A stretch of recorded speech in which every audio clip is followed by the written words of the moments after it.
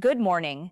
And if you've been plucking chin hairs every few days thinking that's just your new normal after 60, I need you to stop right now.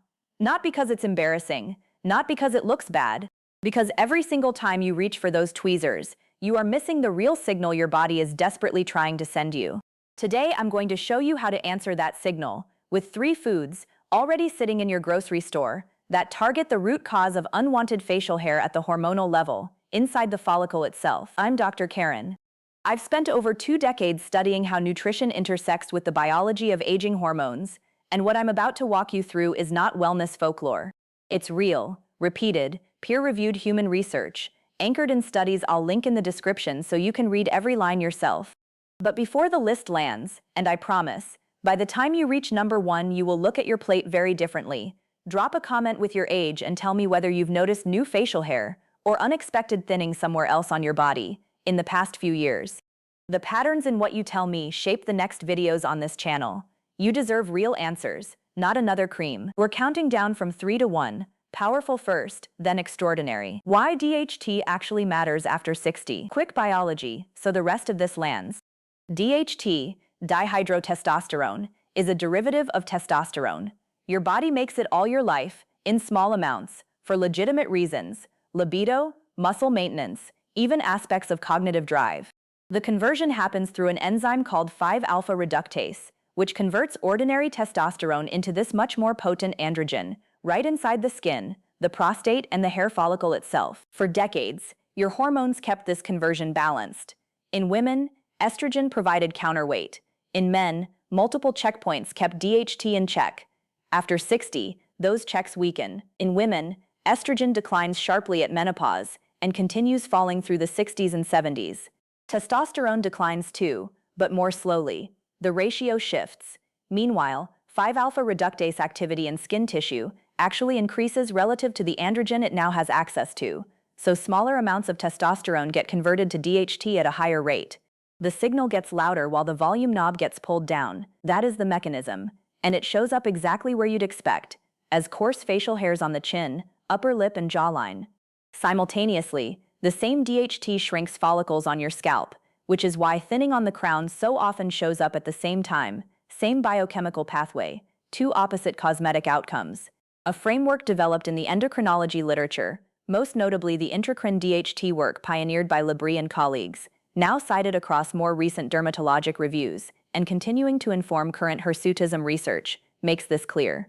After menopause, a very large share of a woman's androgens are synthesized locally in the skin itself. The follicle is not just receiving a hormonal signal, it is manufacturing it on site. That is why topical cosmetic fixes never reach the root. They never touch the enzyme. They never touch the receptor. They never touch the hormone you still have floating around in your blood waiting to be converted. We are about to. Number 3. Pumpkin seeds. Number 3 is pumpkin seeds. Think of them as tiny hormonal circuit breakers. The study I want you to know about was published in Evidence-Based Complementary and Alternative Medicine in 2014, a randomized, double-blind, placebo-controlled trial, the gold standard for this kind of research. The investigators enrolled 76 men with mild to moderate androgenetic alopecia. Half the group took 400 milligrams of pumpkin seed oil daily for 24 weeks. Half took a placebo. The result, published by Cho and colleagues at Yonsei University in South Korea, was that the pumpkin seed oil group showed a 40% increase in hair count versus baseline. The placebo group showed 10%. That's a meaningful and statistically significant difference, confirmed both by blinded investigator ratings and by patient self-assessment scores, with adverse events no different between the 2 groups. Now, what matters for you in this video isn't the hair count, it is the mechanism the trial confirmed. Pumpkin seeds are rich in delta-7 sterine, a phytosterol whose 5-alpha reductase inhibiting activity has been documented in laboratory research and is referenced within the broader phytotherapy literature. And pumpkin seeds are exceptionally rich in zinc, and zinc has its own independent association with androgen metabolism in skin tissue. In other words, pumpkin seeds don't block testosterone, they interfere with the enzyme that converts testosterone into DHT. A dimmer switch will, not a shutoff.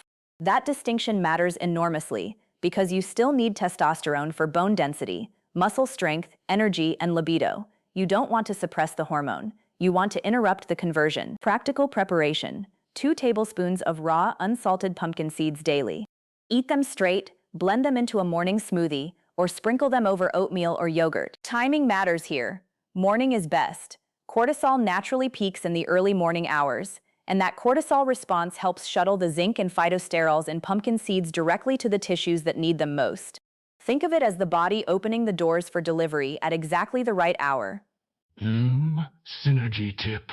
Pair pumpkin seeds with a source of healthy fat, half an avocado, a drizzle of olive oil, a spoon of nut butter. The phytosterols are fat-soluble. Without fat present, your absorption is roughly cut in half. With fat, the relevant pharmacokinetic literature supports substantially higher bioavailability. Don't just snack on the seeds dry, pair them. Let me share something honest with you here. I'll be referring to 2 patient examples as we go through. Both are illustrative composites, patterns drawn from clinical practice, not named case studies, and they are not promises of what any individual will experience. They're here to anchor the science in real human experience. Number 2. Spearmint tea. Number 2 is spearmint tea. The science behind this one reads almost like a pharmaceutical trial, except it's a tea your grandmother may have had in her pantry. The study I want you to know about was published in Phytotherapy Research in 2007 and has since become one of the most cited human studies in nutritional endocrinology. And the reason isn't magnitude, it's the elegance of the design. Akdong and colleagues, working at Süleyman Demirel University in Isparta, Turkey, enrolled 21 women with confirmed hirsutism, clinically meaningful excess facial hair driven by elevated androgens. The participants drank 2 cups of spearmint tea every day for 30 days, brewed from dried Mentha spicata leaves. At the end of the month, 2 things happened. Free testosterone dropped significantly, measurable, statistically meaningful, and the women themselves reported a meaningful reduction in their hirsutism score on a standardized clinical assessment. They and their clinicians could see the change. 30 days. Tea. No prescription. The mechanism is elegant. Spearmint is rich in rosmarinic acid and a family of flavonoids that suppress androgen receptor activity in skin cells. Even when DHT is circulating in your blood, the receptors on the follicle become less responsive to it. It is like changing the locks on the door. DHT shows up, but the signal does not get delivered to the follicle at full strength. This matters more after 70. The dermatologic endocrinology literature shows that aging skin develops what is called receptor hypersensitivity. Androgen receptors in older skin become more reactive to circulating androgens, not less. So even as overall hormone levels decline, your follicles become more sensitive to the hormonal signal at exactly the wrong time in life. Spearmint helps recalibrate that sensitivity at the receptor level, a layer most nutritional approaches never touch. Preparation matters. Don't use commercial spearmint-flavored teas. Many contain only trace amounts of the active compounds and are built for taste, not pharmacology. Use dried spearmint leaves, loose or in a high-quality herbal tea bag. Steep 5 to 7 minutes in water just below boiling, around 190 degrees Fahrenheit. Boiling water degrades the delicate flavonoids. 2 cups daily is the research-supported dose. 1 in the morning, 1 in the early afternoon, with a gap between them. Synergy tip: add a small squeeze of lemon juice. Vitamin C enhances absorption of rosmarinic acid and provides its own mild liver support, because after 65, liver processing efficiency declines, and your liver is the organ responsible for clearing used hormones from circulation. Supporting it with vitamin C is like giving your hormonal cleanup crew a daily tune-up. An illustrative composite: a woman in her early 70s had been dealing with chin and upper lip hair for nearly a decade when she first consulted with me. She told me she planned her week around when she had time to manage the grooming. After 8 weeks of twice-daily spearmint tea, alongside the other shifts we will discuss, she sent a note. She had gone to her granddaughter's birthday without thinking about her face once. That is not vanity. That is the absence of a small, exhausting anxiety you probably did not even realize you were carrying every day. Before I give you number 1, and I promise this one is going to surprise you, if this information has been helpful, take a moment right now to hit like and subscribe. I release new evidence-based content every week, specifically for people over 60 who deserve real science-backed answers. It costs you nothing, and it helps this material reach the people who need it most. And if you have not already, drop your age and your story in the comments below. Your experience shapes what I make next. Number 1. Ground flaxseed. Number 1 is ground flaxseed, and I want to earn this position on the list because it is the most underestimated. Flaxseed is the richest dietary source of lignans on the planet, by an enormous margin. The The dominant lignin is secosolaricyrizinol diglucoside, or SDG. Your gut bacteria then convert SDG into compounds called enterolignins, enterodiol, and enterolactone. The conversion is real. The presence of enterolactone in the bloodstream is one of the most reproducibly elevated biomarkers in flaxseed intervention trials. The study I trust most on this front was published in Nutrition and Cancer in 2008 by Sturgeon and colleagues at the University of Massachusetts Amherst, with collaborators across institutions. They followed postmenopausal women randomized to add ground flaxseed to their daily diet, or not, over a defined intervention period. The flaxseed supplemented group showed meaningful hormone ratio shifts, including an increase in sex hormone-binding globulin, or SHBG. That is the protein in your blood that binds testosterone and renders it biologically inactive. Why this matters enormously for what we are discussing. When SHBG goes up, the amount of free testosterone available to be converted into DHT goes down. The signal has nowhere to go. And the lignins themselves have weak estrogenic activity that helps restore some of the estrogen to androgen balance your body has been missing since menopause. They modulate what is missing. They do not replace anything. In broader research, including meta-analyses summarizing multiple flaxseed intervention trials, the pattern is consistent across postmenopausal populations. Flaxseed supplementation produces favorable shifts in circulating androgen ratios relative to controls. The mechanism is multi-step, and the multiple steps reinforce each other. I want to be careful with you here. Flaxseed is not a drug. You will not see overnight changes. What it does is shift the baseline of your hormonal environment over weeks and months in ways that compound. 3 tablespoons today and 1 tablespoon a month from now will not get you where 2 tablespoons a day, consistently, for 16 weeks will. Closing all 3 food-level pathways at once is what the literature suggests is most likely to produce a noticeable shift. Practical preparation, and this part is essential. Use ground flaxseed, not whole. Whole flax seeds have a hard outer shell that resists digestion. They pass through your body largely intact, and you absorb almost none of the active compounds. Ground flaxseed, also sold as flax meal, releases the lignins for absorption. You can grind it yourself in a coffee grinder, or buy pre-ground and store it in the refrigerator after opening to keep the oils from going rancid. 2 tablespoons daily is the dose used in most clinical research. You can stir it into oatmeal, blend it into a smoothie, mix it into yogurt, or fold it into baking. It has a mild, slightly nutty flavor that disappears into almost any food. Timing. Take it with your largest meal of the day. That meal typically contains the most dietary fat, which supports absorption of the fat-soluble lignin compounds. Same logic as the pumpkin seed synergy tip. Fat unlocks the active compounds. Synergy tip. Pair flaxseed with green tea.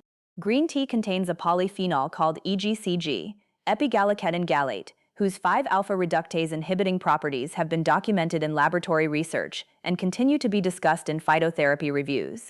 The principle across plant-based DHT modulation research is consistent. Combining dietary sources outperforms reliance on any single one. If you already drink green tea, this is one more reason to keep doing it.